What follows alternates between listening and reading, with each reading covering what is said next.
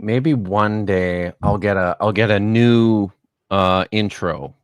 I don't know. I Maybe love that's this one. I was it. rocking out to it. Are you kidding? Yeah, it's no the music's good, but it's got the digital Hammurabi logo on it, Oh, right. and so I do need to make some changes. And so the music is actually a lot of mine is because I'm like a really old school 90s headbanger who listened to a ton of like Christian heavy metal music. So that one is from the album by a really good band called Believer. And the title of the album is Sanity Obscure. I'm trying to remember what the name of the track is. Striper was That my might favorite.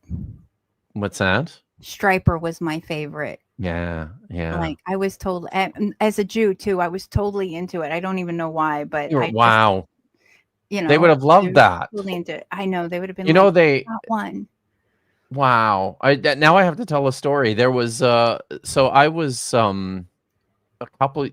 several years ago, 3 years ago now probably, because it was before the Hamas attack. I was working with Myth Vision and with Gnostic Informant and a couple of other people on doing like a trip, a tour, an Israel tour, and we were setting some dates for this. And for one of the dates that we set, I was very excited to see that we were going to be overlapping with Striper doing their own little tour of Israel with people. I know, right?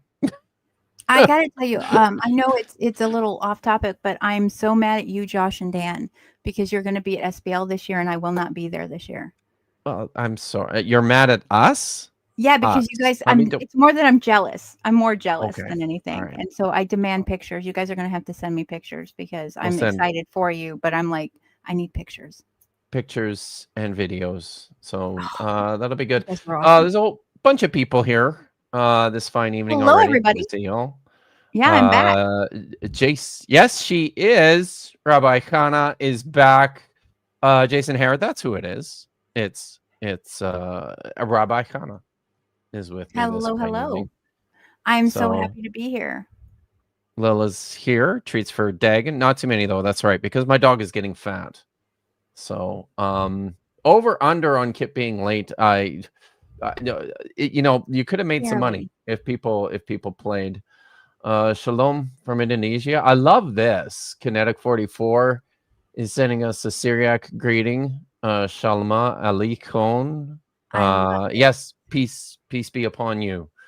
Peace be upon you. Dalai Lama is here. And did we already said hi to John, didn't we? Yeah. Rabbi Chana is back. So I don't get my YouTube has messed up my everyone's custom user titles again. So Rena Vaste, hello. Mossy Matt. I'm sure I probably know some of these people, but don't recognize too many of them because of stupid YouTube. Shalom. Shalom. And see you. It won't let me join the chat. It for some reason does not want me to type back to you guys. So again, I'm just going to be I'm going to see all your stuff and then I'm going to answer you right here because I can't type it out for you, or I would be just in there multitasking, because that's what we do. But not this evening. Did you Chuck? I did not actually. Yeah. So I'm. This is just. It's just. It's looking good. It's up here. Thank you. I do need one though. It's getting fuzzy on the sides, and I feel that. There's lots that is happening here. I need to do the same. Yeah. I think. So before I'm leaving for Boston in 2 weeks, so I will be doing it before I go. So yeah, yes, I watched it. That's all. What's that? Last SBL is when I got to meet you in person for the first time. That's right. Yeah, I was just like, and I didn't recognize you at first because you had your hair all back, and I was used to kind of seeing it, and you had on like a dress jacket, and I was like, wait a minute, I recognize you, and Uh, and Fish was just like, it's Kipp, and I was like, oh, hi Kipp. yes, very formal. So yeah, but I think that's it's the man bun thing is I'm here happening. for it. Well, I have a few things that I do. I wear it out. I'll do the man bun. Sometimes I'll do the Kimmy Gibbler ponytail. Um, and then I'll just do like a partial one with the kind of like it's kind of like my mullet look. So I'll do that one too on occasion, but I don't like that one. That one is harder to do because then I have to find a part kind of in the Yeah. back, and it's just I don't know. I'm a man, and it's not it's yeah. I'm just gonna stop there. Okay. Yeah, no, I get it. I have curly hair, so I end up Oh, wrapping it up really? in like a bun, and then I kind of like when I'm at home, I just let it down, but when I'm going to be in public, I wrap it up in a bun and just throw my hat right on top of it. There you go. All right. I'm just firing up the iPad here. I had some well, let's say hi. Let's Yes, we've said hi to a bunch of people. Welcome to my channel. Welcome to Ibrit, where we read Hebrew text and we nerd out about it. We're And huge nerds. today we're huge nerds. Today we're starting a new one. We're starting Psalm. Well, it's super short. I actually don't know how far we're gonna get, just because I have a feeling like we're gonna have a lot to say as we read through this. So it might be continued. It might to be continued. But I picked this, and I'll announce it here now on Friday the 14th.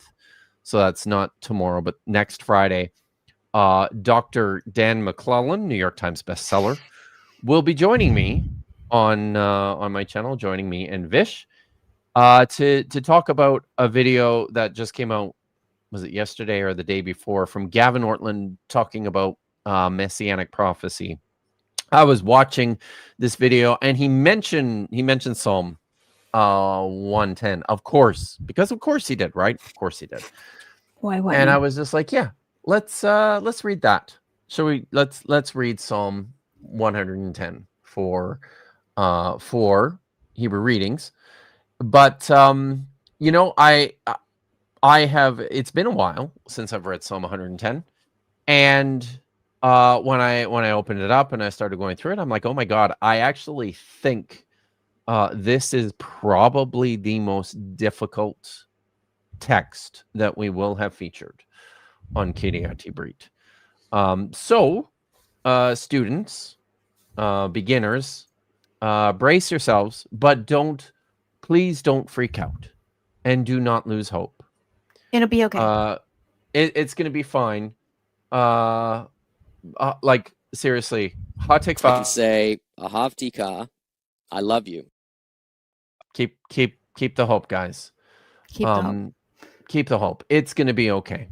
And Well, it's, I mean, it's logical what's going yeah, on. it's gonna be fine. And if for those of you who were with last time I was on, remember I had like 46 pages for First Kings. I only have 13 today. Fewer so I only have pages. 13 today. I have fewer pages, so we have that going for us. So Fewer pages today. we'll see how far we get. So but also I'm excited because Dan's gonna be here next week. I'm excited for you. I'm gonna watch Yeah. that. I'm super excited. Good. Yeah, it's gonna be a good stream. I will be streaming tomorrow, but this is gonna be weird for me because tomorrow I'm going to be vishless, which is yeah. I'm gonna be Are you gonna be okay? I don't know. Ooh. I'm much more concerned about streaming alone tomorrow than I am Oh yeah, about Dan my is Hebrew. Dan. No, I was thinking about my Hebrew students in this text, but yeah, Dan is Dan. So but tomorrow it's just she's got another appointment. which is fine. That's what we do in real life. We do things in real life. So it'll just be me, and I'm going to be doing, and it's probably just as well because she would get really mad at the stream I plan for tomorrow. I'm doing something a little different tomorrow. Not so much Bible, actually. I'm actually going to be doing a stream about more just about Christian apologetics. I've got some things to say. So yes, tune in tomorrow, either one or two. I'm not sure because I've got a thing in the evening as well. So, but here we are. We're here with this text from Psalm 110. Maybe before we start, Kana, for people who don't know you, who don't recognize you from last time, do you want to just Absolutely. just tell us a little bit about who you are? Hi, and my why name is you're Rabbi here. Chana. I'm also known as that Rebel Rabbi on any place that is social media. I like to say I'm a podunk rabbi in the middle of nowhere, so I don't know why anyone listens to me, but apparently a lot of people like me. I think it's the wit. It's the Jew thing. We're all very funny. So I am, my specialty is, of course, the Hebrew text, and also I lean into a lot of Canaanite theology and Canaanite pantheon. I currently teach at a small seminary remotely. Their seminary is in Florida, but I am the dean of their Hebrew studies department. So I do I'm doing intro to the Hebrew Bible this semester, et cetera, et cetera. It's my first year teaching at a seminary. I do take private students. I have some rabbinical students, conversion students, and through my Patreon, I teach about pretty much everything. Right now, I'm going through the Canaanite pantheon one by one, and I have really awesome interviews with people like Kipp Davis on my channel on Patreon. I'm thinking of trying to stream here on YouTube. Vish and I have been talking about how she could kind of help me get into the flow of things and actually maybe go live here on YouTube. I do go live a lot on TikTok where my main following is, but I'm finding I'm getting a lot more followers here on YouTube. And so I think that it might be great to check out how to do it here on YouTube. And I have a very interesting sense of humor. Anyone who saw me last time knows that I'm awkward and I lean into it. And today I'm wearing one of my shirts that I created. Justice is a Jewish value. Excellent. I was going to wear yours and I forgot I had worn it already. So I made a shirt for Kipp and it says on it, I fucking love the Bible in 8-bit, like old school Link to the Past. It's so cute. It's very cute. And then underneath it says Kipp Davis because I want to give him the credit because I stole it from him. I fucking love the Bible. Yeah. And that's cool. Anybody can steal that. That's fine. You go ahead. I appreciate it. No, and you have one coming if as far as I know, Canada is having some issues with their postal. Yes. It'll come someday. So we've been enduring a postal strike for a year or a little more than a year. So it's just one of those things. It'll be there. So at least I don't live in a fascist dictatorship. So sorry. No, I'm it's sorry. okay. No, it's okay. You're completely right. I do absolutely. I do live in California, and we did just pass Prop 50, so we do have some redistricting coming out this way because our governor went, "Hold my beer, bitch," and so like, excellent. Yeah, our governor was like, Excellent. So we should maybe jump into this because we've been let's do it. Bantering for a while. You want to start? Sure. So we are at Psalms 110 for those who are following along. I have all of my stuff because I cannot see the screen because I have old eyes, so I have it all right here for me. Is it big enough? Sorry. Oh no!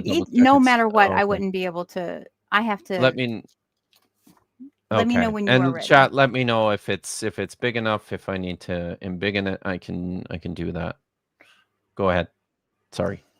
No, I'm sorry. Anyone can fucking love the Bible except Shady Vance, who fucking loves this couch. I'm sorry. I saw that and that's wild to me. I love it And the only reason Usha hasn't kicked him to the couch is because she is afraid he'd fuck that too. Let's be real. Okay. So I'm going to start, and then we will break it down like obviously you guys have all seen Kipp do before. Ne'um Yahweh la'Adonai shev li Yemeni ad ashit oveka hadam le regleka. So this is a Psalm of David. The Lord says to my Lord, sit at my right hand until I make your enemies your footstool. So what's interesting here is we see like these two Lord things here. I love that. The Ne'um Yahweh, from that like noun root of Na'am, to utter or to declare. Then you have your La Adonai, but that's the preposition. So this is like from the noun Le, and then Adon, Lord or Master, and this is in the first, and I never can remember this one. It's the first, not masculine. This. Which one? The Lord, Master, Adon. Plus, it's like the to my Lord. So it's so it's a first person. That you're talking about the suffix there. Yes. So first person singular suffix. That's right. That's right. Thank you. And the noun too is pointed as singular. First singular, yeah. So what's interesting is the distinction from Adonai, the divine name here, or the Yud He Vav He, here denotes that it's not Lord, that they're both talking about divine beings, but one is talking about a human or like a royal figure of some sort. And then we come down to the Shev, the imperative, second person male, the Kal of Yeshav, to sit or to dwell, like sit, take your seat, like maybe an enthronement command. And then if we go on down here to Li, Yamini, the preposition from Yamin, right hand, that first person suffix at my right hand, like maybe now, of course, I'm a rabbi, so the teaching it happens automatically. So that kind of symbol of honor, maybe co-regency of some sort. And then ad ashit, the conjunction, like ad, until, plus the first person imperfect kal of sim or shit. Until I set. Nice. So yeah, until I set. Oveka, that noun there from oyev, enemy, and then the second male suffix, like your enemies. Hadam la regleka, hadam, footstool, plus a preposition regel, foot, and the second masculine singular suffix there. So as a footstool at your feet. So in the composite sense, like an oracle of the Yud He Vav He, to my Lord, sit at my right hand until I place your enemies as a footstool for your feet. That would be kind of like a composite of it, not necessarily how it gets always translated. And I'm waving at people who said my name. So yes, I hey, noticed Deacon. that. Deacon Center is here. It's good. So so I mean, there's a controversy sparked by this psalm, because Jesus invokes this psalm to declare his own legitimacy as the Davidic Messiah. And then Christians interpreted this as he says it right out, like, David is, who can David be talking to when he's saying my Lord, other than the Messiah who's coming. So it's and the important distinction here, as you noted, is that Adon is singular with the first person pronominal suffix, not plural, as we would expect. Adonai is it's pointed that way. You can see my cursor down here in verse 5, Adonai, with reference to the Lord, usually to God. But that's not what we have here. We have Ladoni, Now this is like it's interesting, and I was as I was thinking through this. The other thing I wanted to point out as well. This is Ne'um Adonai, Ne'um Yahweh, an oracle of Yahweh is a common expression used by the prophets. I believe there's only one other psalm where Ne'um Adonai occurs, which is kind of interesting. But this is a frequent way of indicating the beginning of speech from Yahweh in a declarative oracle. So which is kind of cool. So the way that because of what the New Testament did with this psalm, it created all sorts of it creates all sorts of complications. The question here is often who is speaking. I don't know if you did you say something about that? I didn't hear. It comes off as a Psalm of David, but yeah, I also have questions Le about David. Le David, Yeah. Is it just written as if it is from David, or is it written about David? So Right. that is always kind of the contention and the tension I hold is it written about David?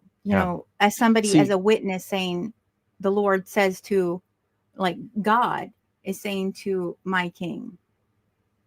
Yeah.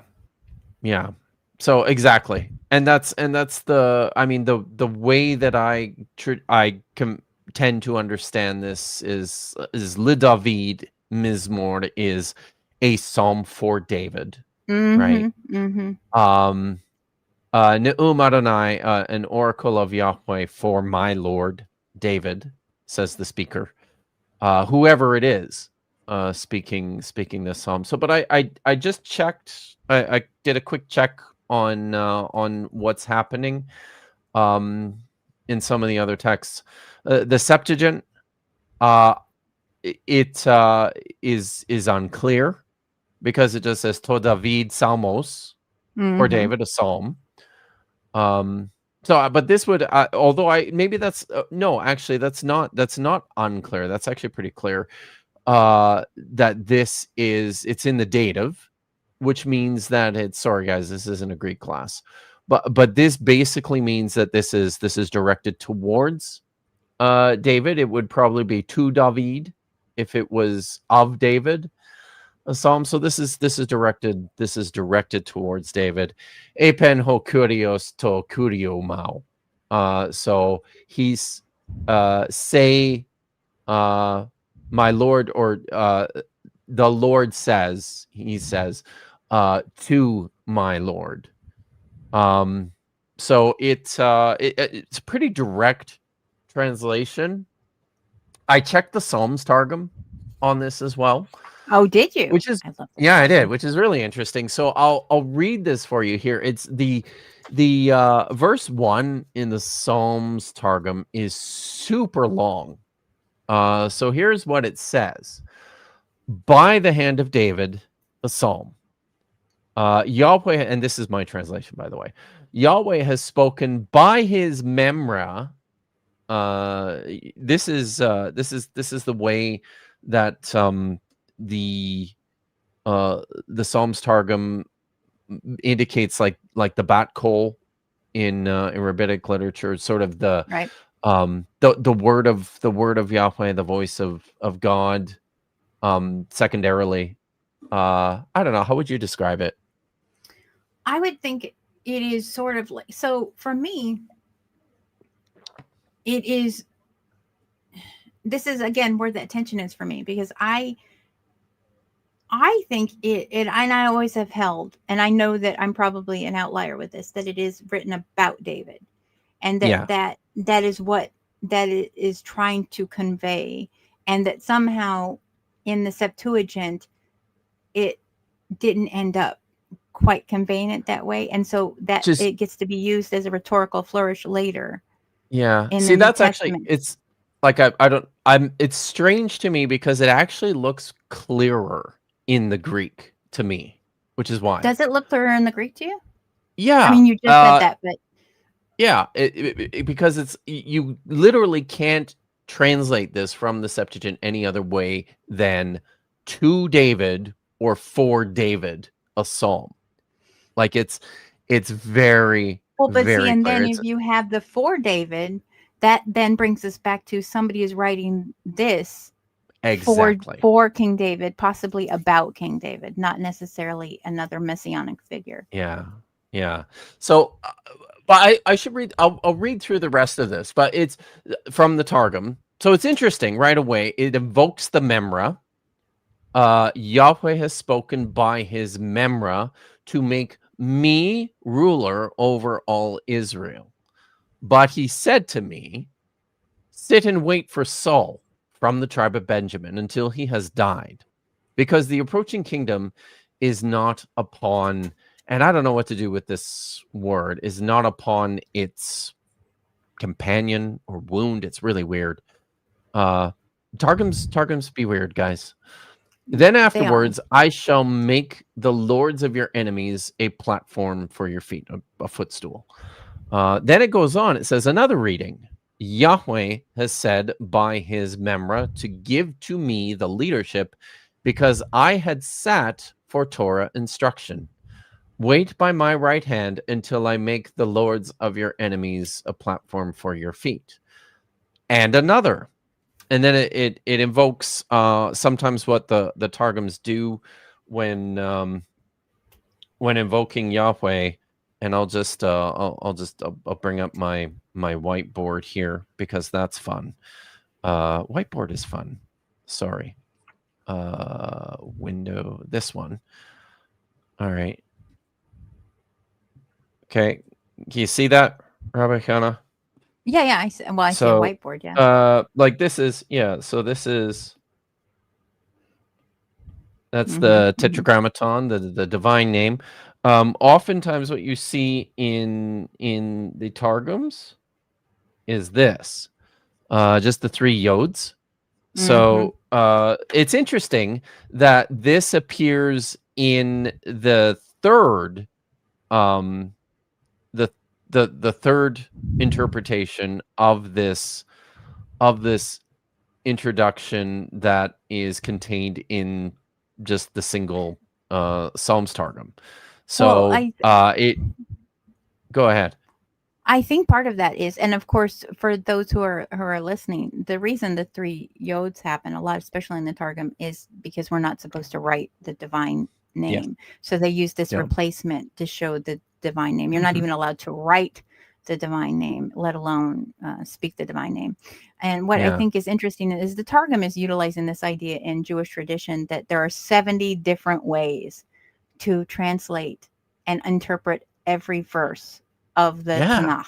Every verse of the Tanakh, 70 different ways. And so the Targum really gets into, by the way, and here's another way, and here's another way, and here's another way that you can read this. And all of them are right, by the way. According to Jewish tradition, all of them are right. So the third one here, which is the only one that invokes the 3 yods. So Adonai has spoken by his Mamra to appoint me Archon over Israel, which is a transliteration of a Greek word.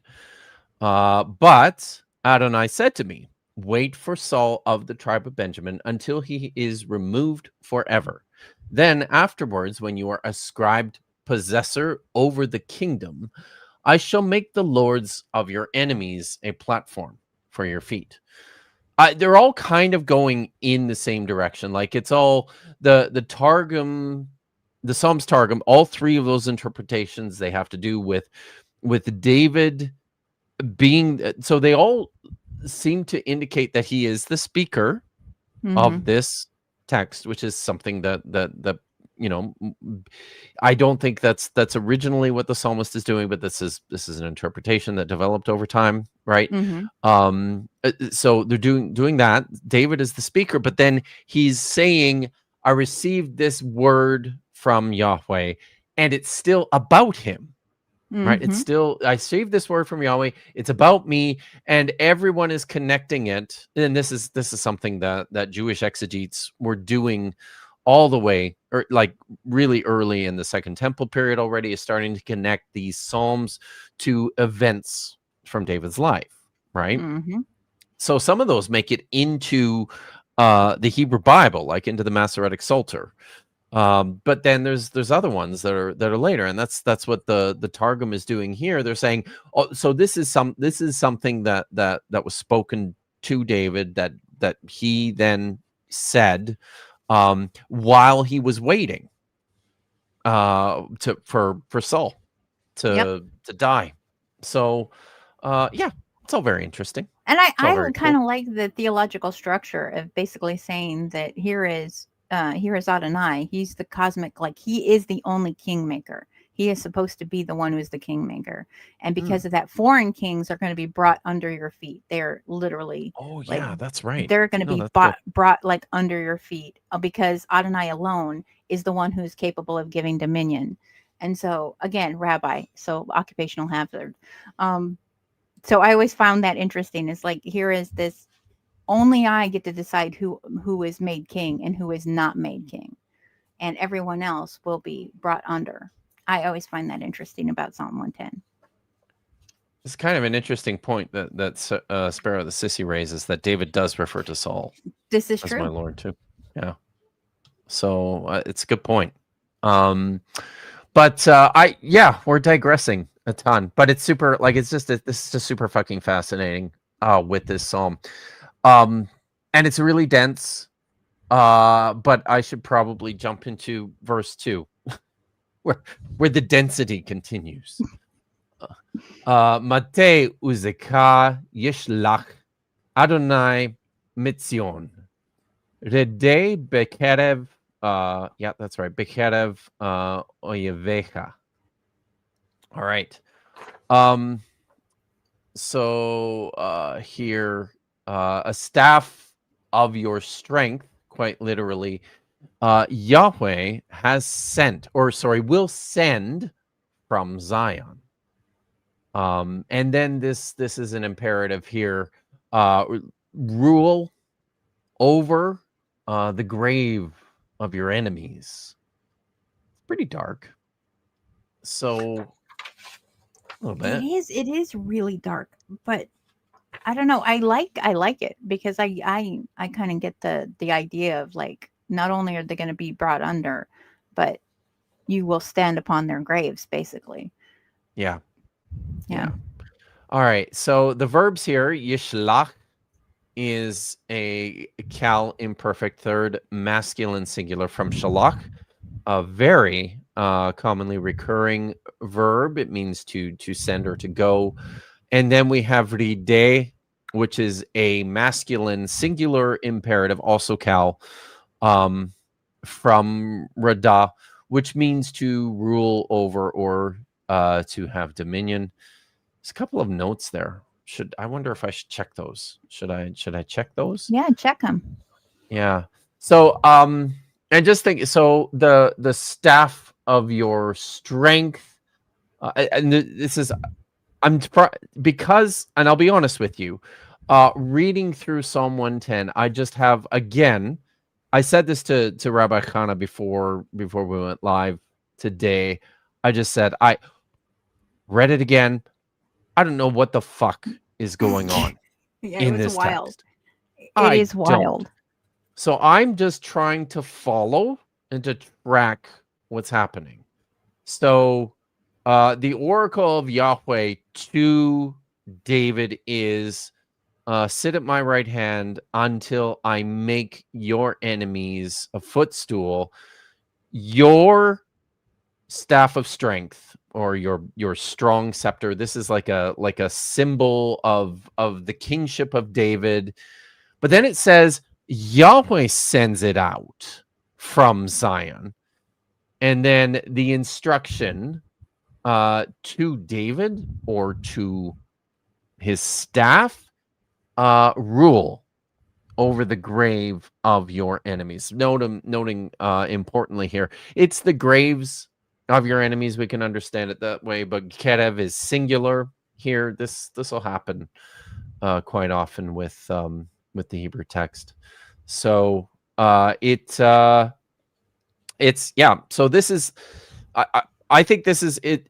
Just trying to track here the action of what's happening and who's doing what and what's going on. So I think it's useful to point out that Yahweh is sending forth the staff of David's strength from Zion.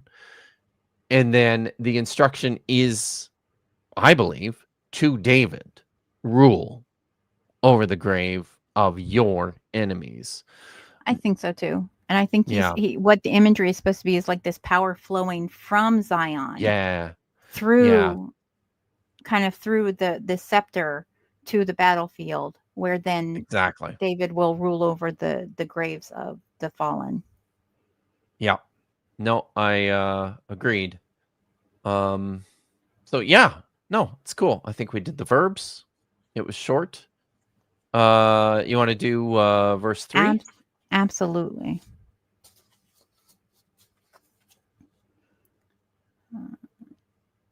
Ameka nedavot beyom helecha bahedre kodesh mirem mishkar lecha tel yalduteka. So your people will offer themselves willingly on the day of your power and holy splendor. From the womb of the dawn, the dew of your youth is yours. Just one moment. I'm so sorry. Interesting. Okay.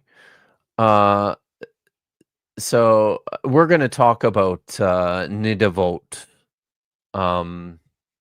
here. So this is I just want to make a point here. So this is a plural noun here, nidavot, from nidavah, which is importantly, this is one of the types of sacrifices that is mandated, legislated in the book of Leviticus. There are by the way, I wrote a whole chapter in the book about sacrifices, and I talk about shit like this. So and I'll get to that. But Rabbi Chana, I'm so sorry. No, that's cool. Parent duties. They happen. Yeah. 8-year-old who could not see my sign that said Amma is working. She's like, I didn't see it. And I'm like, where? Oh, it fell on the floor. So yeah. She's like, okay, well, I didn't see that. Did you already start with the breakdown? Nope. I just pointed out nidavot, which I think we need to talk about. But go ahead. Yeah, absolutely. But when we start with the amacha nidavot, your people. That is like the noun masculine singular, plus the second person masculine singular suffix from like the people or the nation. But then when we get to nedavot, this is a noun from nadav, like volunteer, like offer. Your people are willing offerings here. That's interesting to me. It's a nominal clause with no finite verb, like indicating state or identity. And so like your people are willing offerings here. And I always found that really interesting. Got to go to my next page here. What is your take on the nedavot part? So I'm trying to figure out, these are, I'm taking this as free will offerings. So and actually, if I may, absolutely, because I'm all about shameless plugging. Maybe I'll just I wrote a book, by the way, and I talk about this in my book on page 395, I think. Yeah. So sacrifices in the Hebrew Bible are a challenge to sort through and to figure out. Part of the challenge is that what I do in the chapter too is I try and simplify this as much as I can. People get messed up when because sometimes the text in Leviticus Exodus 2, is talking about elements like what is this an animal? Is this a grains? So that's some of it. But then other times it's talking about types. Is this because an olah, a whole burnt offering, is like that can either be it's always an animal, right? But then you can offer animals and they're called olah for different types of sacrifices. Mm-hmm. Right. So this is where some of the confusion comes in. So there's the olah is kind of like a special type all on its own that as a type of sacrifice for the continued presence of Yahweh to be maintained in the community. So but I'll just read here where I talk about some of these different types. The whole burnt offering, the olah, is a special category that appears to function on a corporate level. The remaining offerings for well-being, these are the shalamim, can be further grouped according to three types, two of which we already saw in Psalm 50, the todah, or the thanksgiving offering, the neder, the vowed sacrifice. I think that's probably important to think through with respect to this passage as well. And the nidavah, which is what we have here, the free will or voluntary offering. These are not difficult to grasp in terms of their purpose or effect, since these are built into what the Bible calls them. All of these shalamim, and shalamim is just the plural form of shalom. These are peace offerings, offerings of well-being, but they're like a whole group of types of sacrifices that you might offer. Yeah, and as Fish points out, of course, we have the grain and wine offerings as well. Yeah, the mincha and the levona. Yeah, yeah. Sorry, I'm just finding my place here. All of these shalamim were sacrifices that were commonly made on feast days, but could be made at any point in the year, either as responses to Yahweh's favor, as petition for special requests of Yahweh, or as atonements, payments to ensure the continued favor of Yahweh. So I think, and I take a fairly cultic sacrificial view of this, that these are, and this is my question. I noticed you translated this as the people are making themselves freely available. There's these are like their own volunteer service to the king, and that's certainly an option. But now I also wonder about whether or not these are free will offerings that the king makes of the people. Oh, okay. So that instead of the people being offering of themselves, that the king is actually offering of the people. Yeah. Is this interesting? Yeah. And I think the result is the same here, and what's in view is probably the same too, because this is all about preparation for battle, for war, and I like the result is the same in that the sacrifice made is the lives of the people who fight for you if you're the king, right? That's an interesting point. In fact, wait a minute, I want to make a note of that, because that's actually something I probably am going to dig into, just because I find that really interesting. So it is. This is just and this is where so much of my confusion lies, right? Because this is royal declaration. This is language of the king. This is a psalm of war, but now we're entering this cultic space with offerings, which is going to become important too in what follows as well. So so that's Nedavot. And I like the way Vish said, some of you may die, but that is a sacrifice I'm willing to make. Yeah.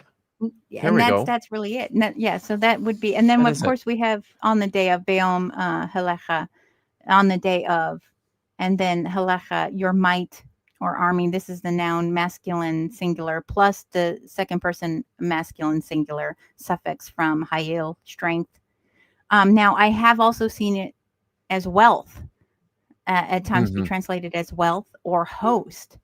So on the day of your power / maybe battle, maybe power struggle, it's very interesting Yeah. to me the way that Helecha is used as possibly your might army, but it's almost then used in this battle or your power. So that's the interesting thing for me is like, is it, and then what are we speaking of in terms of that power? Are we talking about an actual battle? Are we talking about a power struggle between the kings and between God?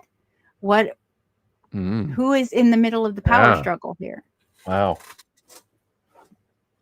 That's very intriguing. Sorry, This is why when I told you this is wild, when you were like, we're doing 110, and you were like, this is some shit. And I'm like, yeah, Yeah. it's wild. It really is. who's Uh, having we don't know the what struggle we here? don't know what's going on. We really No, don't. it's Um, and I've I done just this for sorry 30 years.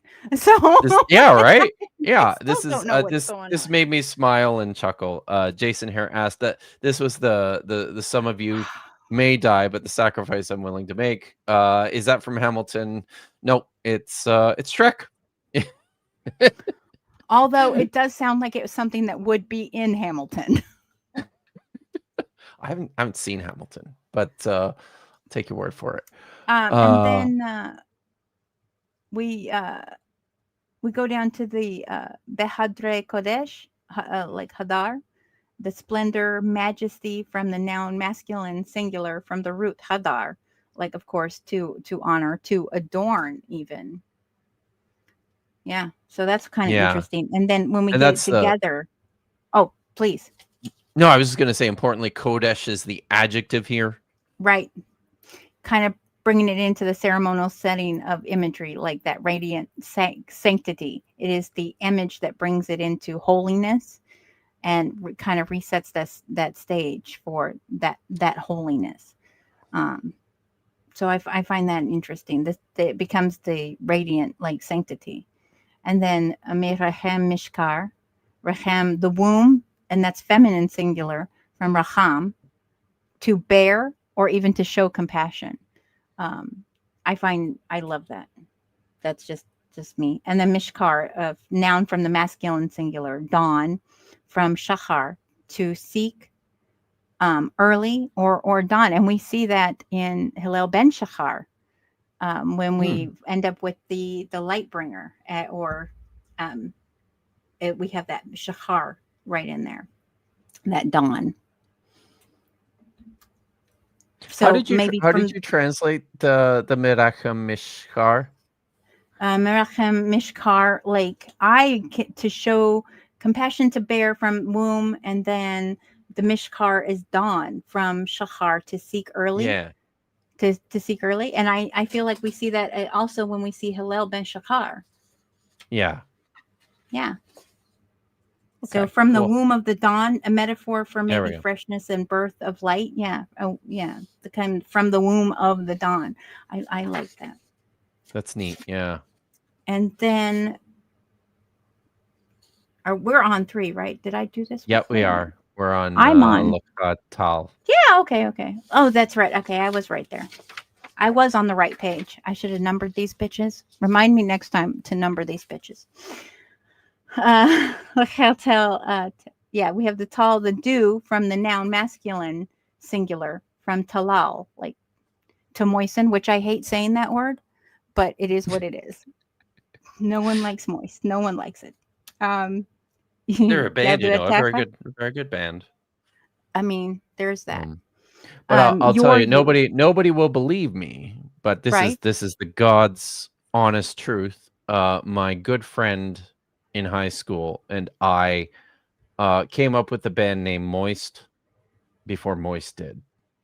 So we were very upset. I believe you. When Moist hit it big. You. We're like, God damn it. And thank you, Lil. Yes, I'm going to number these bitches in the future. And then we have your youth, the noun feminine singular, plus the second person masculine synonym, a suffix from yalda or yalad. I'm sorry. Yalad, to bear, to bring forth that your youth is like the dew, maybe a figurative renewal of endless vitality of some sort. Nice. So like that composite sense of almost Yeah. your people are free will offerings on the day of your power in holy splendor from the womb of the dawn. Your youth is to you as dew. Like, to me, that is kind of what the composite comes up with. And then you're looking at this, and I'm sorry, but my brain goes, what the fuck? How does that? Yeah. What the fuck? This is part of the problem here is the fact that there's so many verbless clauses. Yeah. Honestly, now There's I no saw an finite interesting verbs, none whatsoever in that one. Nope. Not a single one. An interesting suggestion I saw from Halot, the Hebrew Aramaic lexicon of the Old Testament, is that Behadrei Kodesh, Yeah. the holy in holy splendor, Yeah. they suggested in holy regalia, as if like robes, Like almost. and that made me think, is this Hmm. playing into the cultic priestly imagery of this might text as be. well? I mean, it could be. It very much could be. Yeah. That's really interesting, actually. Isn't it? Yeah. So, but I think, Bring and it. I mean, yeah, you take it as, I literally take as it the referent here, kind of, I as I heard it, it sounded like you're taking it as the referent of that as the people. as the people. Yeah, very Yeah. much. Which The people. I didn't think about that. Yeah. So that's exactly how I take it. But that, And then, but that's an interesting, like, that's kind of, this is why this is wild, because that's not yeah. necessarily wrong either. The idea of them bringing in the imagery of the holy, like, priests. Yeah. Oh, that's a whole Yeah. other can of worms, though. Like, if they're trying to use the kind of the vestiges of the holy, like, robing, then are those free will offerings, are they offering up those free will offerings as the priestly class, not just your average Joe who is going to be there? Or is this like a larger offering, or something that they believe is a more sanctified offering because it would be of the Yeah. priestly class? So that's Yeah. really, and that's interesting. Yeah. Well, holy shit. I don't know. It's lots of crazy stuff. Should we move on, or are you? Oh yeah, no, I'm good. Okay. Whenever you are. All right. Verse 4. Nishba Adonai velo yinochem ata kohen leolam al devrati malchi tzedek. Boy, this is fun. Yahweh has sworn an oath, and he will not regret it. You are a priest forever. And then honestly, I like Al Devrati Melchizedek is, yeah, I mean, there are directions that we can go here. And I don't claim to know what to do here. But this is the content. This is the content of the oracle, and I'll walk through a couple of these the way I see it with the people. You are a priest forever. This is the most conventional way of reading this verse. Right. Certainly the Christian way of reading this verse. You are a priest forever, according to the order of Melchizedek, the famous priest king, Right. from is Genesis 8, not Genesis 18. Is it Genesis 16? I think it's Genesis. Somebody in the chat will know. But I think it's Genesis 16. That's one way. So the JPS says, oh, let me just pull it up here. So JPS says, you are a priest. Actually, that's not. Let me just actually pull the text up proper here. Give me a sec, people. Oh, shoot. Why am I in Proverbs? There we go. Okay. JPS says, you are a priest forever, a rightful king by my decree. And then as I was looking at this, because again, this is just, it's one of these things I don't know what to do with this. I think another way to go here is you are a priest forever by my decree.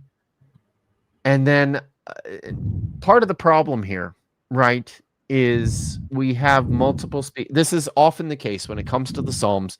You have multiple speakers occurring throughout the text.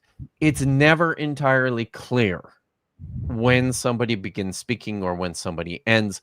And this is one of these difficult texts where so this could be Melchizedek, the name king. of the priest king.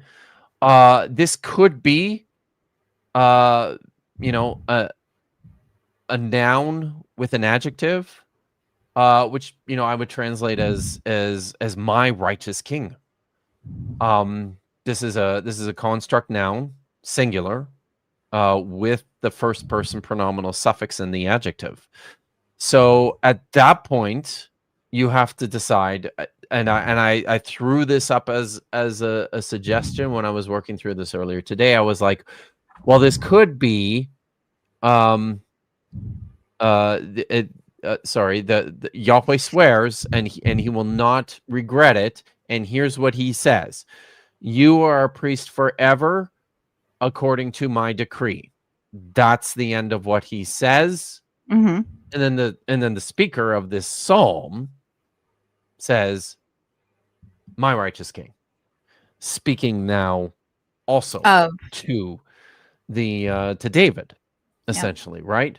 So I mean, there's a variety of things that you can do here, and I love I'll just do the verbs. Not regret about it too, because like in some English it says will not change his mind, but I prefer the regret, and the reason I prefer the regret is because it's not about changing your mind. It's literally, and I'm not going to feel bad about it. I'm not. I'm doing this. I'm saying this is what I'm telling you, and I am not going to feel bad about it. And we see that also when he talks about how he feels bad about making man. I regret I made man. So that regret there is very much. I'm not in this instance. Tough shit. I am not going to feel bad about this. So this is Jason's picking up on an important this is a corrected text. He's picking up on something important here. Lots of the translations read with, and you can see the note down here. Note 4. You have I forget what non-n means. Some of the manuscripts read to with the third person suffix. You are a priest forever according to his order or his decree. And then you have some without any pronominal suffix according to the order of Melchizedek. Just 2 manuscripts though on that one. So this is part of the problem here with this particular text, right? Is we have, but obviously it was troubling, and we don't know exactly which way to go here. Jason likes reading it as Devarat instead of Devarat. Divrati.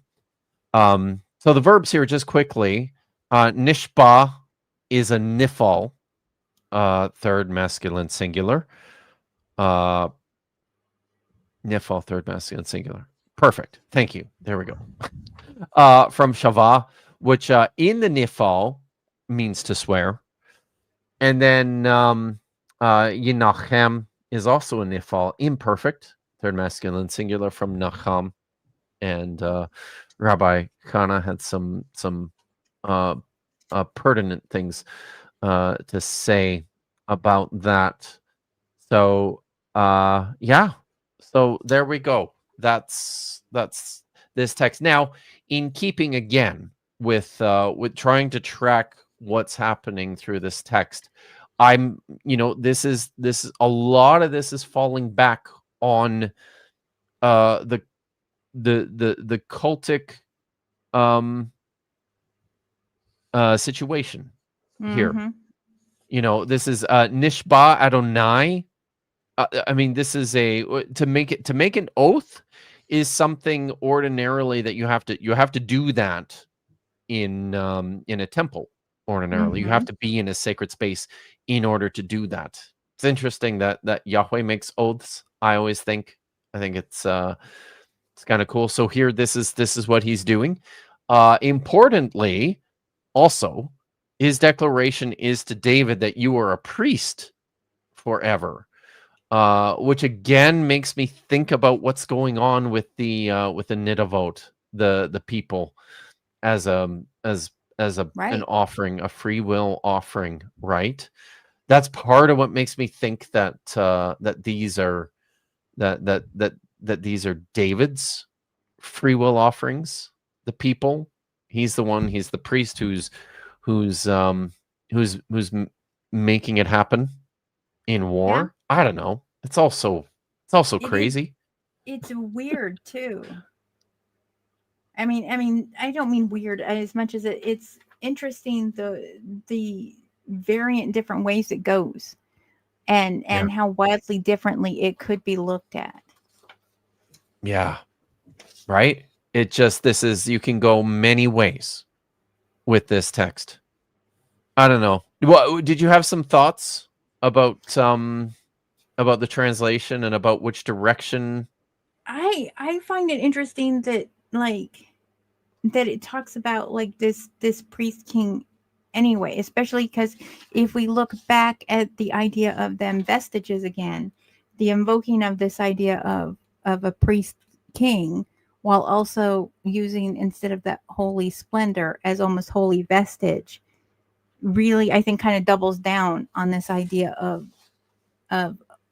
oath sanctifying. Because here is this oath, and I'm not going to back down from this oath. I'm not going to change my mind. I'm not going to regret it. I'm not going to, this is it. And so this is where you're going to stand. And then when you brought in the idea that it could be David's offering,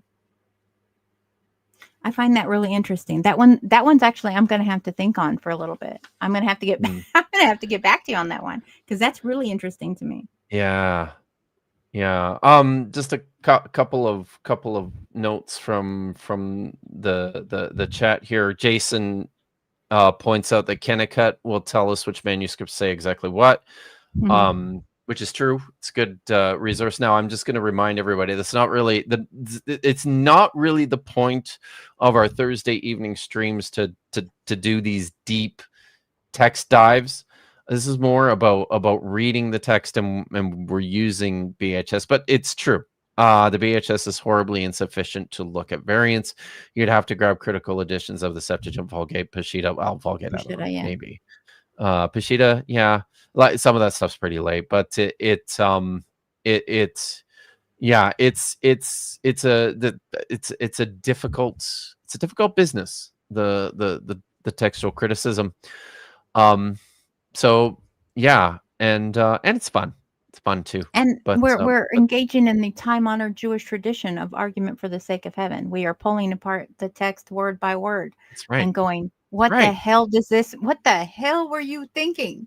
That is what we are doing. Yeah, exactly. And if you're okay staying for a little bit extra, I think it's worthwhile. I think we've only got 3 verses left, so we may as well just finish absolutely. this, Yeah, right? I'm good. Oh yeah. I turn it and turn it again. There it is. I was just Vishanti. When I tell you, I literally just said this to one of my students, yesterday, where I said this is our job as what we do is we turn it and we turn it again. So I love that you brought that up.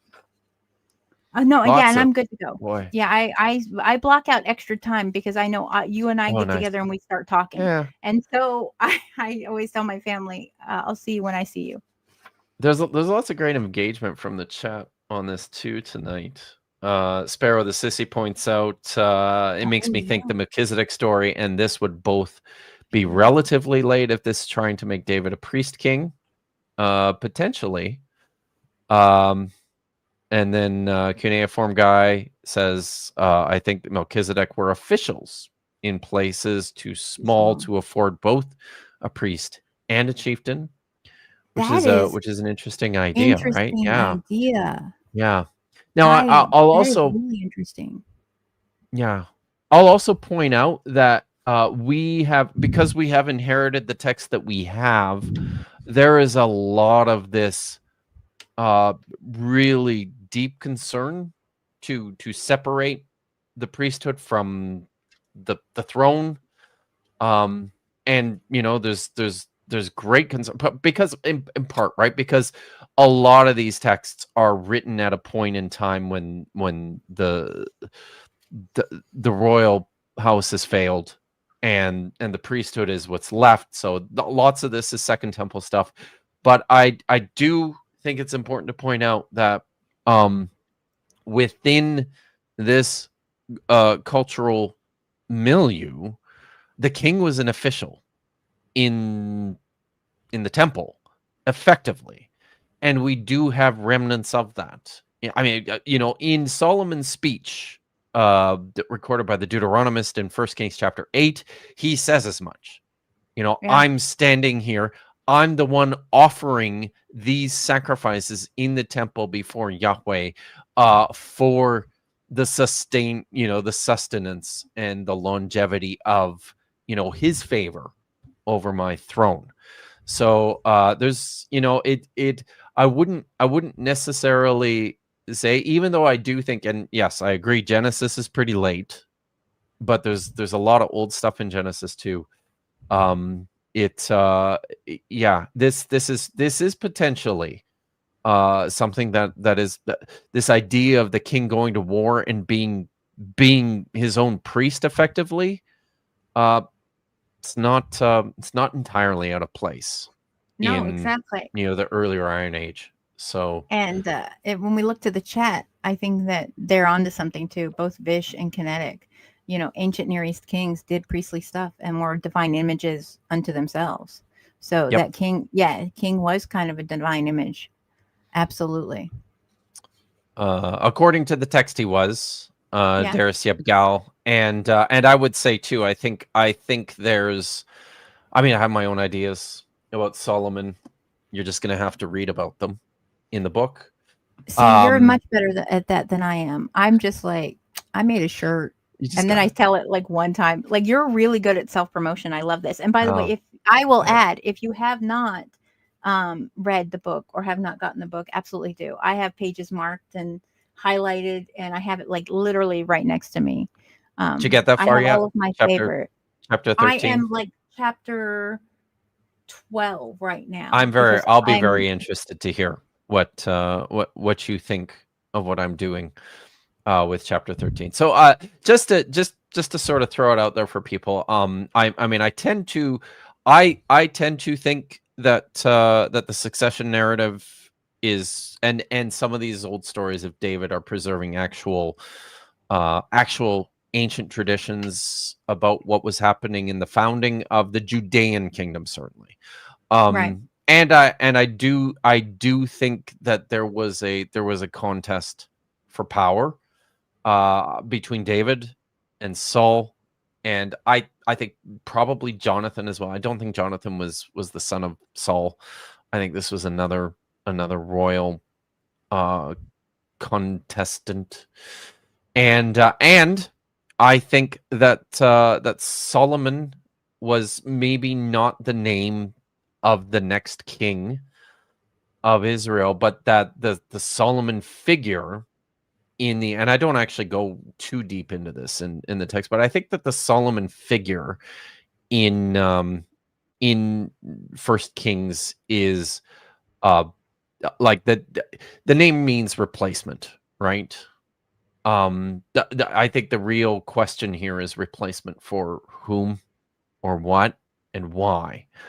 And all I'll say is that something of deep concern for the Deuteronomist is Solomon's legitimacy.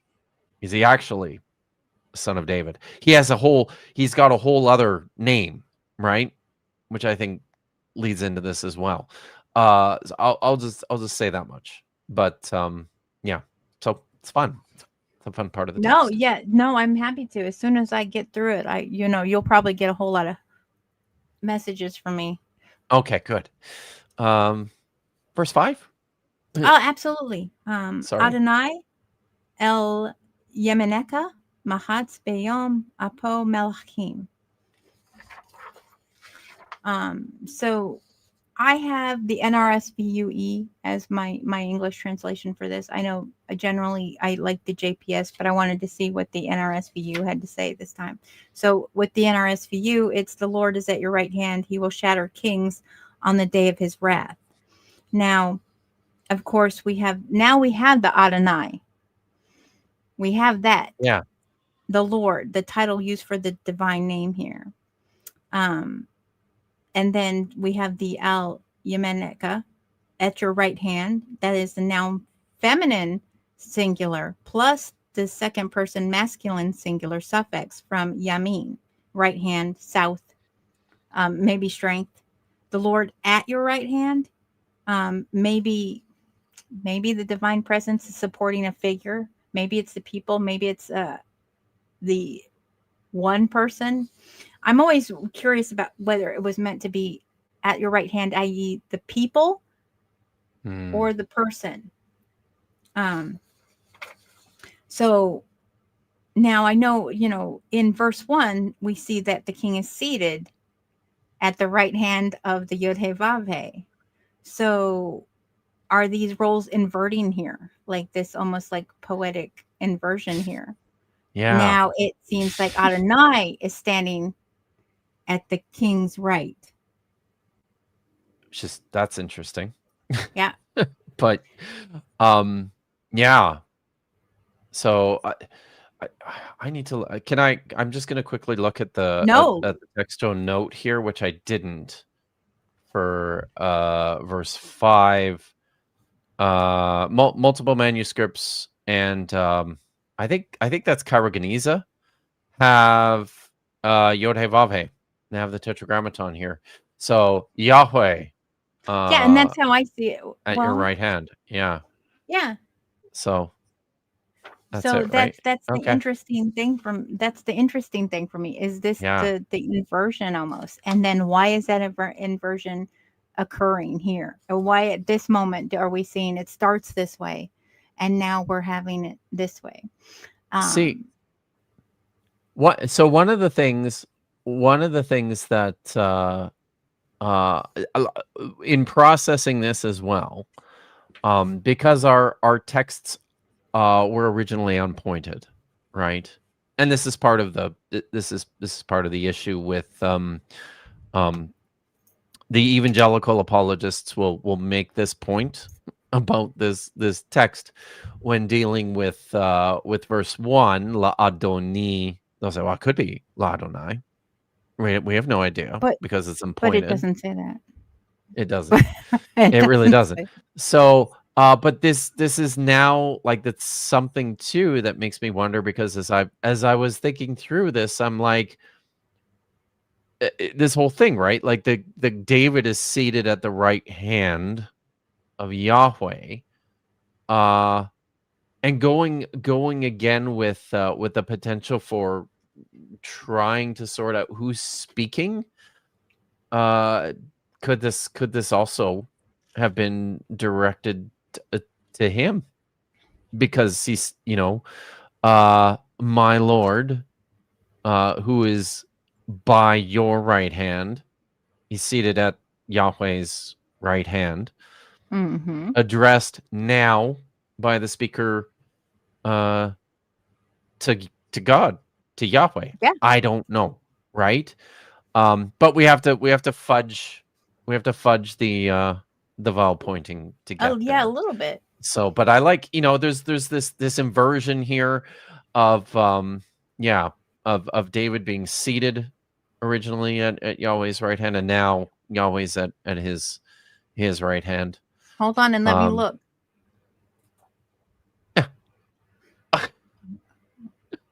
So I have, I'm sorry, the reason I'm looking over here is I have a replica of Pithis A shirt. Nice. That a friend made for me, and it's huge. He like made it very big. It's beautiful.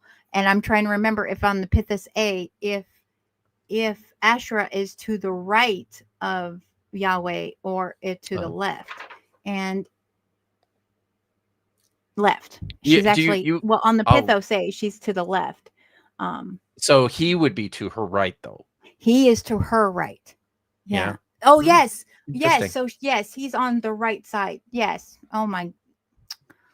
It would be awesome if the rabbi knew right from left. That would be. See, I have the same problem. I do this too. I actually have to do this because the left makes an L.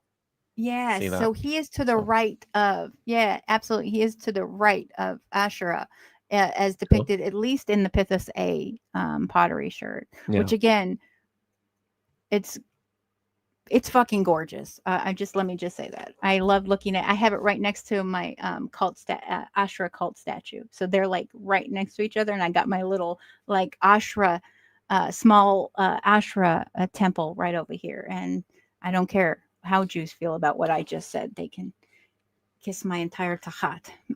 Nice. I'm sorry, so sorry. So like after that, we get to Mahatz, which is the verb perfect third masculine singular call from the root mahat. Smite, crush, shatter. Now, the way it's used, though, I'm not sure it's he has crushed or will crush. Yeah.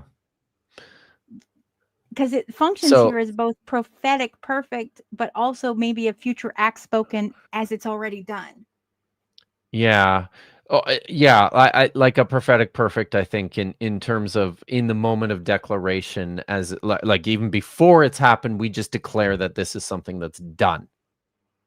Yes, and absolutely, absolutely. And then, of course, again, we have Bayom on the day of apo, anger, the noun masculine singular plus the third masculine singular suffix from af, like literally anger, wrath, and possibly sometimes nose. Yeah, I always find that interesting. I also write about that in the book, by the way. So and so yeah, that's what we see is so that like where is my thing here? See, I did it again. Again, Rabbi's got to remind herself to literally number these bitches. Number these bitches. Number these bitches. That's going to be another one that I have to put on a shirt. I already have a wish a God would. I'm like, I wish a God would try on one of these. That's an interesting thought process. I'm sorry. I just came over and was like, I think the Yud-Heh-Vav-Heh was more into Anat. Well, Anat would have been the daughter of the El and Athirat. So, I mean, it's possible that the Yud-Heh-Vav-Heh was. All we know is we see Asherah being the depiction of next to the Yud-Heh-Vav-Heh in Pithis A and in the blessing sculpted. Well, a taken piece of a handprint at a tomb that says, may this person be blessed by Yahweh and his Asherah. So, yeah, I mean that's where I'm at. And it's just interesting is that he has crushed or will crush. So yeah, I find that interesting, and the rest of it is pretty. I think it's pretty straightforward. It's just the Lord is at your right hand that interests me. Yeah, me too. Because the rest is kind of like he will shatter kings on the day of his wrath. Okay, Yeah. That's pretty straightforward. Yeah. All right. Verse 6. Yadin bagoyim malay giviyot machatz rosh al aretz rabba. Sorry. He will judge the nations full of corpses, full of bodies. He has smashed heads. It's singular though. He has smashed the head upon the earth. There is much. So there's a lot of this violence and gore taking place at the hand of the king, Yahweh. Not sure. Both the same, probably, right? It's the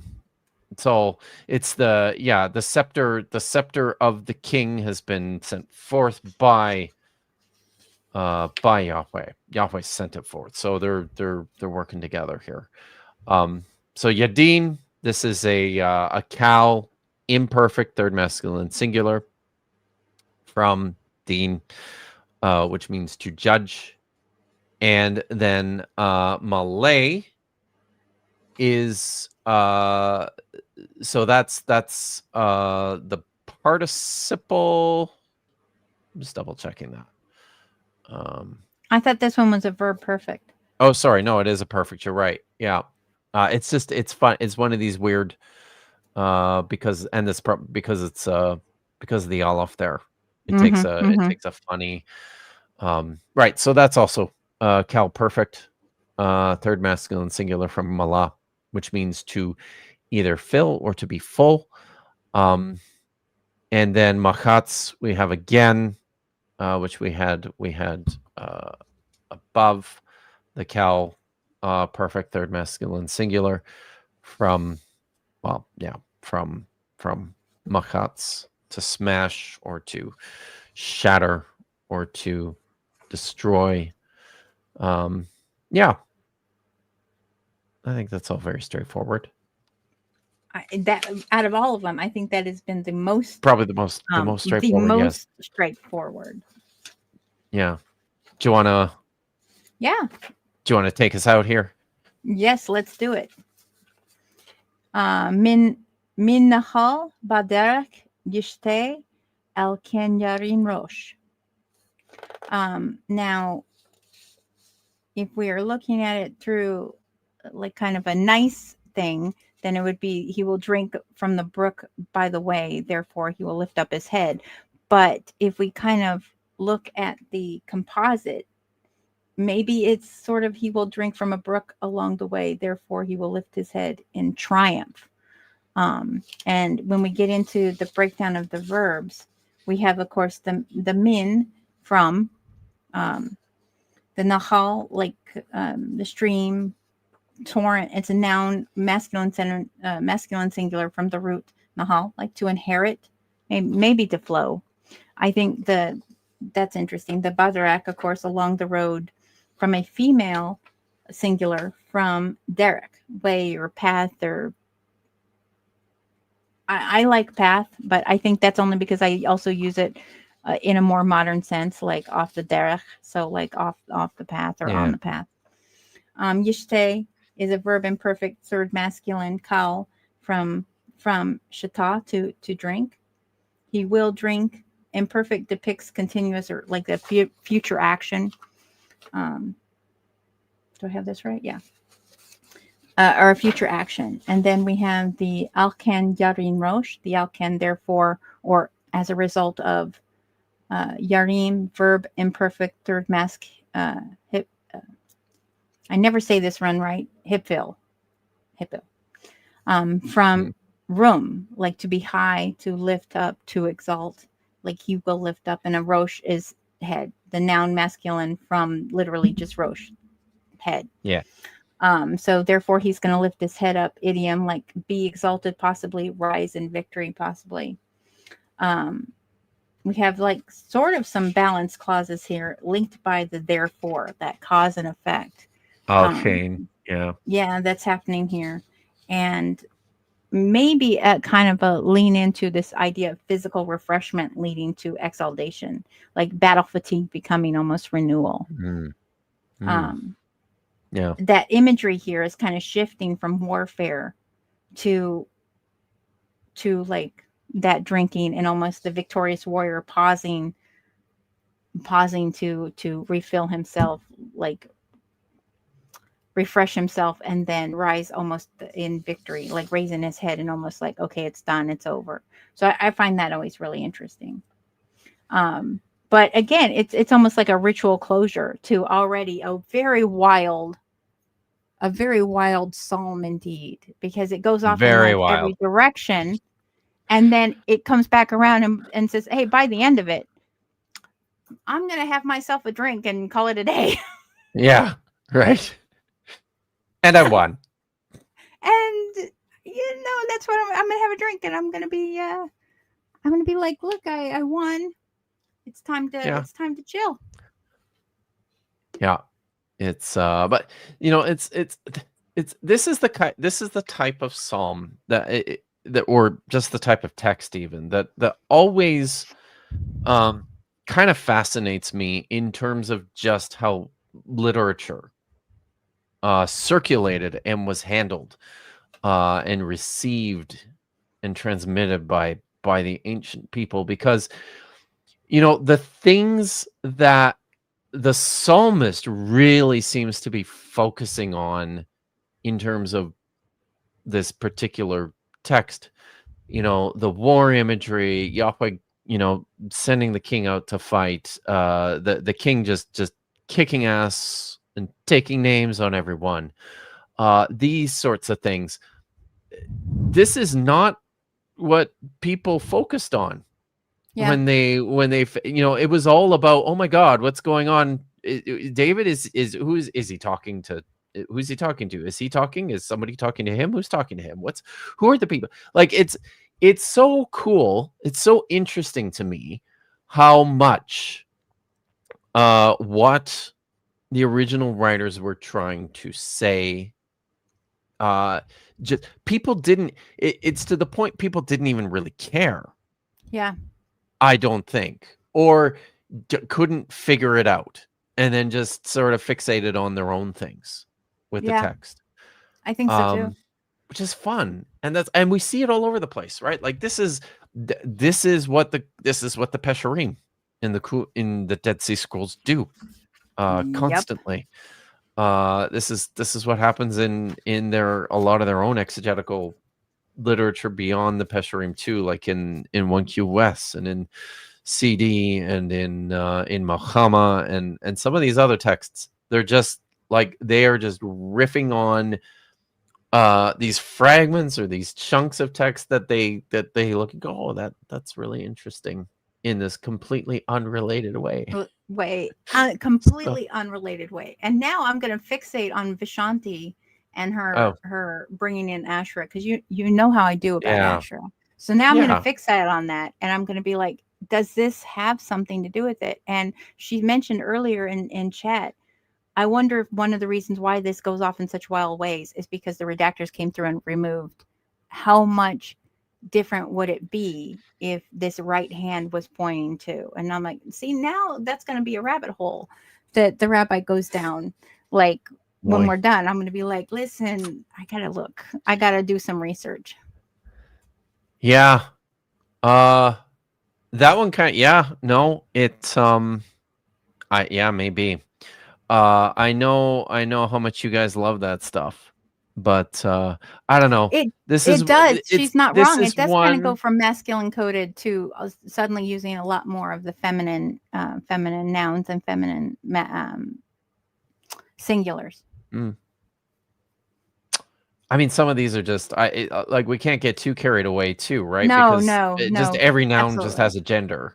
So and I try to explain that to a lot of people. Like, Hebrew is just a gendered language. Yeah, exactly. You think God's male, but that's because they had to pick a gender, because Hebrew is a gendered language. Yeah. Well, but yeah, you guys, if you figure, if you make a discovery, or if you figure something out, or if you have an epiphany about this, Oh, then you'll be please like obviously let me among the know. first like 3 people like that we tell. It will be like a group chat. You'll get a Yes. text along with Dan and Josh, and it's just gonna be guess what we thought of. Yeah. Yeah. No, it's cool. Very cool. All right. Well, that's Hebrew for That tonight, is, for and this week. I love it. I love being here. You know how I do. I every time you've asked me, I am absolutely.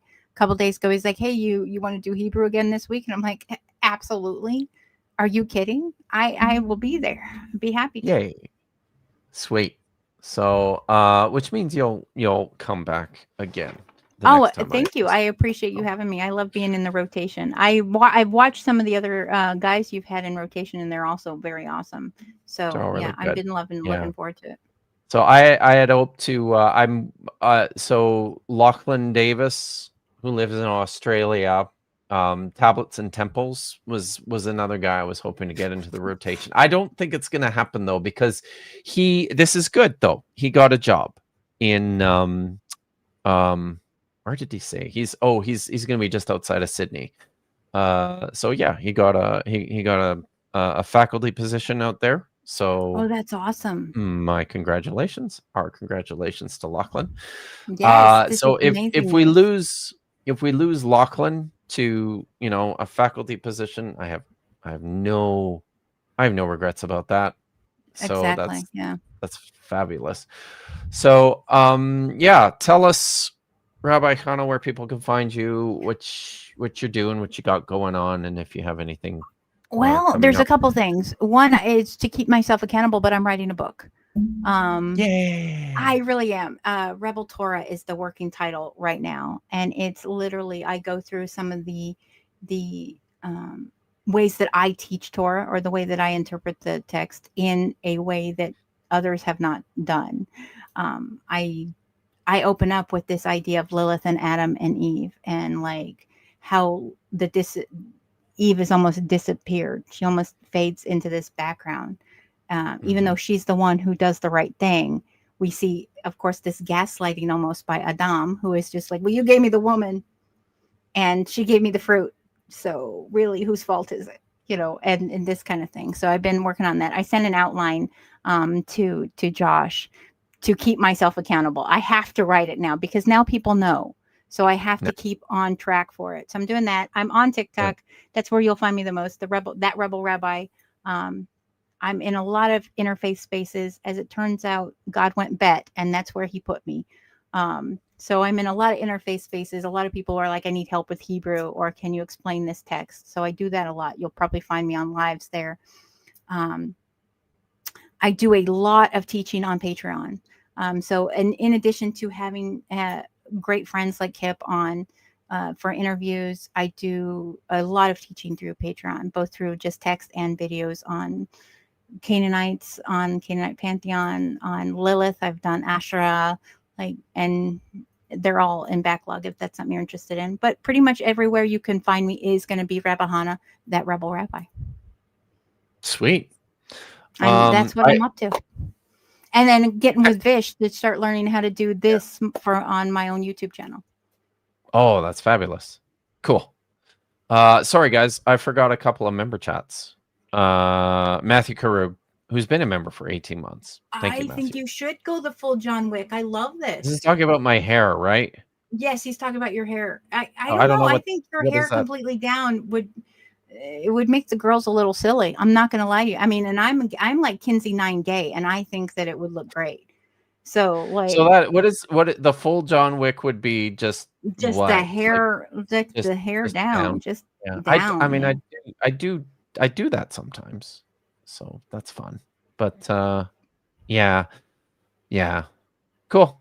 Just so long as I don't know, it's longer than it's been in many years, so I don't want to make it any shorter. But don't do that. Well, no, don't. No. Okay. Although I have a soft spot for men with long hair. Like if you can do this bit and do the whole have to push your hair back. I don't know what that is. It's a thing. it feels like I have an obligation at this point because I am, a 50-something-year-old man, and I still have all of my hair, and it still looks okay. I could use some product though, I think. You have curly hair? But no. It's pretty straight, but it gets a bit frizzy. And part of that is to do with it thinning, right, as I get older. So, but and when it is down, it still looks blonde too, which is and Yeah, I've seen it. not It like looks any good. gray. No, So I will agree that you have glorious hair. Learned a condition.